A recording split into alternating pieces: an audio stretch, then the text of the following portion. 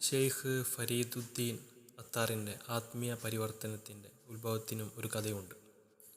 ഒരു ദിവസം അത്താർ തൻ്റെ കടയിൽ വ്യാപാരം നടത്തിക്കൊണ്ടിരിക്കുമ്പോൾ ഒരു ദർവീശ് അദ്ദേഹത്തിൻ്റെ കടയിൽ കയറി ചോദിച്ചു, ദൈവത്തിനു വേണ്ടി നീ എനിക്ക് എന്തെങ്കിലും തരുമോ?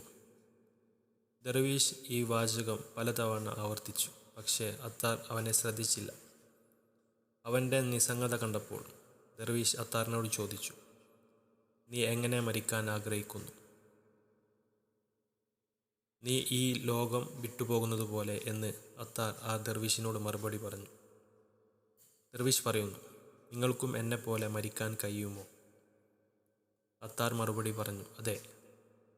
അത്താറിൻ്റെ അനുകൂല പ്രതികരണം നേരിടുമ്പോൾ ദർവീശ് തൻ്റെ മരപ്പാത്രം തലക്കടിയിൽ വെച്ചു അള്ളാഹുവിൻ്റെ വചനം പറഞ്ഞുകൊണ്ട് ഈ ലോകം വിട്ടുപോയി. ഇത് കണ്ടപ്പോൾ ഈ സംഭവത്തിന് ശേഷം അത്താർ ഒരു ആഴത്തിലുള്ള പരിവർത്തനത്തിന് വിധേയമായി. അദ്ദേഹത്തിൻ്റെ ജീവിതഗതി പൂർണ്ണമായും മാറ്റിമറിക്കുകയും സൂഫിസത്തിലേക്ക് തിരിയുകയും ചെയ്തു.